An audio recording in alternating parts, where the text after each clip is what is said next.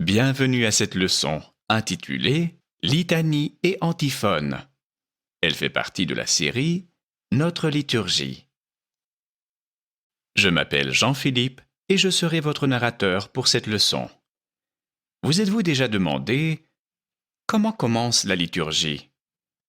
Que représentent les prières au début de la liturgie? Comment sont-elles liées à mon bien-être spirituel? Dans cette leçon, nous verrons des définitions de certains termes liés à la liturgie. Nous observerons l'emplacement de cette phase dans la liturgie. Nous examinerons la structure de cette phase et nous découvrirons le sens de cette phase dans notre vie. Ensuite, nous résumerons ce que nous avons appris. Commençons par le premier sujet, les définitions. Litanie. Ecténie ou litanie vient du mot grec qui signifie « qui est prolongé », série de prières d'intercession et de supplication. Dans la liturgie, on distingue plusieurs grandes ecténies ainsi que des petites ecténies. Antiphone. Antienne, parfois aussi antiphone, du grec antiphona, signifiant réponse ou refrain. Versets généralement bibliques, souvent chantés en alternance par deux chœurs, encadrant ou accompagnant comme un refrain le chant d'un psaume ou d'un cantique biblique.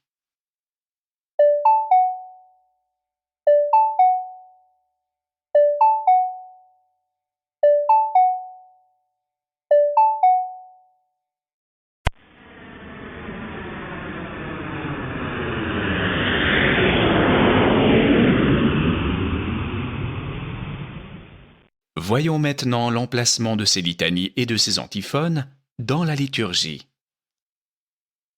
Dans une leçon précédente, nous avons vu que la liturgie, telle que nous la connaissons le dimanche, consiste en deux parties, l'office de la préparation et la divine liturgie elle-même. Celle-ci, à son tour, est composée de deux parties, la liturgie de la parole, aussi appelée liturgie des catéchumènes, et la liturgie de l'offrande, aussi appelée liturgie des fidèles. La liturgie de la parole se concentre sur les saintes écritures, les textes bibliques. La liturgie de l'offrande se concentre sur la sainte Eucharistie. Dans cette leçon, nous nous concentrerons sur la liturgie de la parole. Alors, nous avons la liturgie de la parole et la liturgie de l'offrande. Chacune comporte diverses phases. On commence par les prières initiales, les litanies et les antiphones.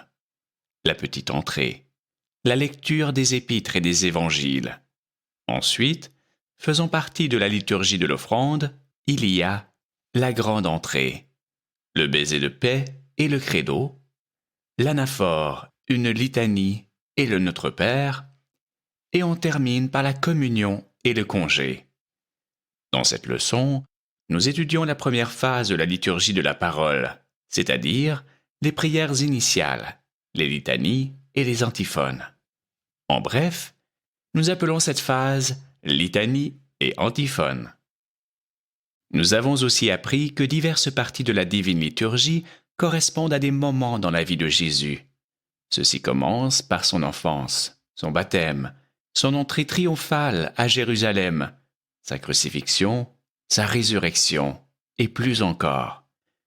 Dans cette leçon, nous étudions la première phase qui correspond à la vie privée de Jésus, avant qu'on ne le connaisse. Il s'agit principalement de son enfance et de sa jeunesse.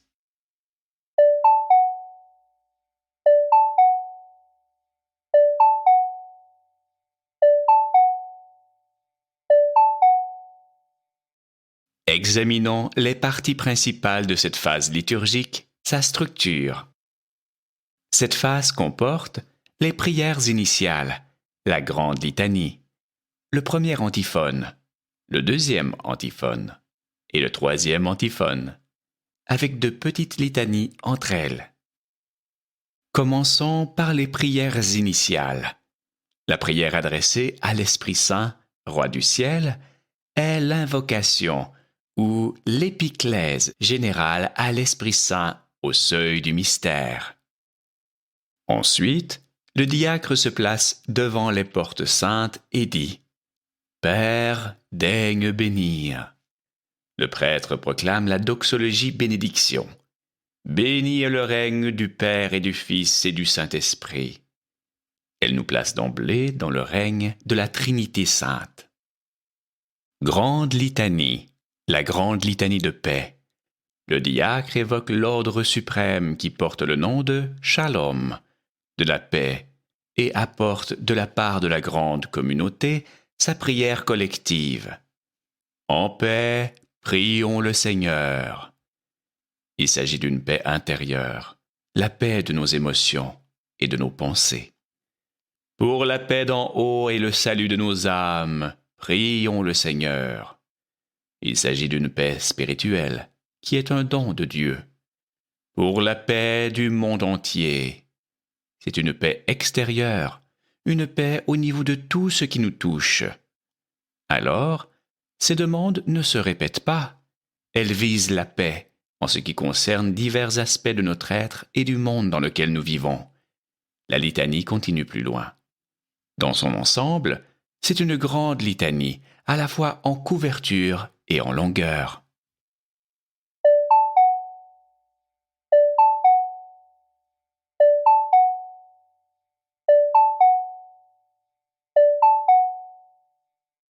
Nous arrivons au premier et au deuxième antiphone. Le chœur chante les psaumes 102 et 145, dit représentatif, ta typika en grec, et qui raconte l'attente du peuple de l'ancienne alliance tendue vers le salut promis. Nous voyons à droite l'icône du saint prophète Moïse qui reçoit les commandements de l'ancienne alliance. Intercalé au chant des psaumes, un deuxième chœur chante des prières d'intercession et de supplication dédiées à la Mère de Dieu et au Fils de Dieu. Par les prières de la Mère de Dieu, Sauveur, sauve-nous. Et au deuxième antiphone, sauve-nous, ô Fils de Dieu, toi qui es ressuscité des morts, nous qui te chantons, Alléluia. Cette partie s'achève par l'hymne solennel au salut lui-même, au Fils unique, monogène et qui confesse l'essentiel de la foi chrétienne selon le dogme de Chalcédoine.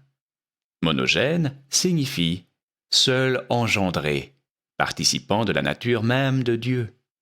Dogme de Chalcédoine est le dogme selon le concile de Chalcédoine, le 4e concile œcuménique du christianisme qui a eu lieu en l'an 451 de notre ère, à Sainte-Euphémie, située aujourd'hui à Istanbul. Alors cet hymne, Fils unique, semble assez important. Jusqu'à ce point de la liturgie, nous avons fait l'expérience du Christ par les prophéties de l'Ancien Testament et pendant ses premières années cachées du public. L'hymne Fils unique signale ici un changement en proclamant ouvertement Jésus-Christ tel qu'il est vraiment, vrai Dieu et vrai homme. Nous voilà rendus au 3e antiphone. Puis le chant des béatitudes rappelle les qualités de l'âme vivant sous la grâce. Les tropères intercalés donnent à l'ensemble le caractère antiphoné. Le choix de tropères, de psaumes et de prières dépend aussi du jour de la semaine et de fêtes selon le calendrier ecclésiastique.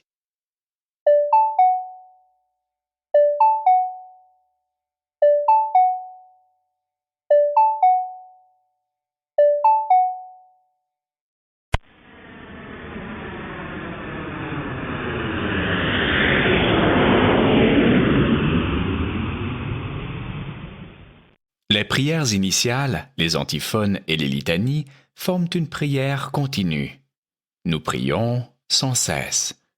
Le texte biblique nous enseigne « Soyez toujours joyeux, priez sans cesse, rendez grâce en toutes choses, car c'est à votre égard la volonté de Dieu en Jésus-Christ. » Découvrons maintenant le sens de ces prières dans notre vie. Le premier chœur chante les psaumes qui racontent l'attente du peuple de l'Ancienne Alliance tendue vers le salut promis. L'hymne solennel au salut lui-même, au Fils unique. Puis les béatitudes qui rappelle les qualités de l'âme vivant sous la grâce.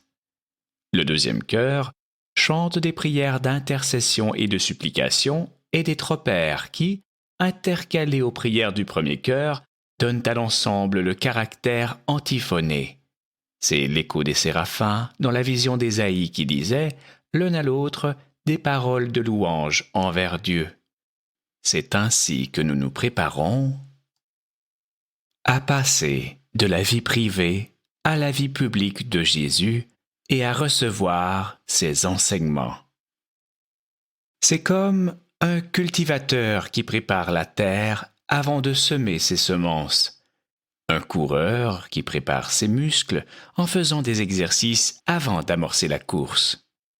Et nous préparons notre âme par les litanies et les antiphones à recevoir la parole de Dieu.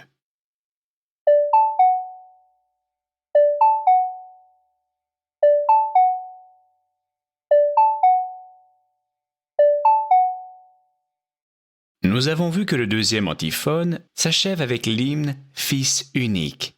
C'est un hymne solennel qui a probablement été composé par l'empereur Justinien au VIe siècle de notre ère, afin de proclamer notre foi en Jésus-Christ. Écoutons cet hymne. Fils unique et Verbe de Dieu, toi qui es immortel et qui daignais pour notre salut t'incarner de la Sainte Mère de Dieu et toujours Vierge Marie, et qui sans changement te fit homme, il fut crucifié au Christ Dieu, par la mort ayant vaincu la mort, étant-le de la Sainte Trinité, glorifié avec le Père et le Saint-Esprit, sauve-nous.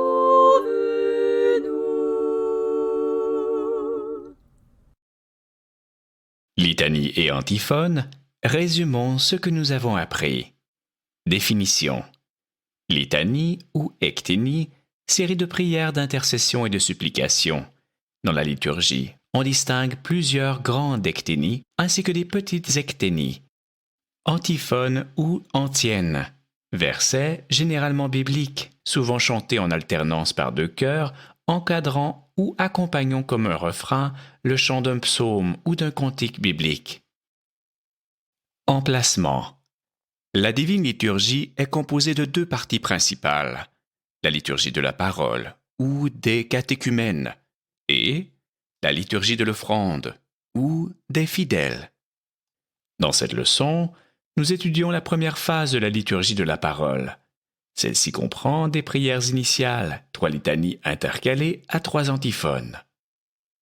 Structure. Les prières initiales comprennent la prière « Roi céleste » qui est l'invocation ou l'épiclèse générale à l'Esprit Saint au seuil du mystère. Ensuite, il y a la bénédiction. Le prêtre dit « Béni est le règne du Père et du Fils et du Saint-Esprit ». Cette bénédiction nous place d'emblée dans le règne de la Trinité Sainte. La grande litanie de paix suit. Le diacre évoque l'ordre suprême qui porte le nom de la paix et apporte, de la part de la grande communauté, sa prière collective. Les premiers et deuxièmes antiphones suivent. Le chœur chante les psaumes 102 et 145, qui racontent l'attente du peuple de l'Ancienne Alliance tendue vers le salut promis. Intercalées à celle-ci sont des prières de supplication et d'intercession. L'hymne « Fils unique » suit. Le troisième antiphone comporte le chant des béatitudes qui rappelle les qualités de l'âme vivant sous la grâce. Les tropères intercalés donnent à l'ensemble le caractère antiphoné. Sens. Le chant des deux chœurs antiphonés rappelle les séraphins dans la vision d'Ésaïe qui disait l'un à l'autre des paroles de louange envers Dieu. C'est dans cette perspective que nous nous préparons à recevoir les enseignements du Christ. En comprenant l'attente du peuple de l'Ancienne Alliance tendue vers le salut, nous pouvons aussi prier pour le salut. La suite logique est d'apprendre comment y arriver. Merci d'avoir participé à cette leçon.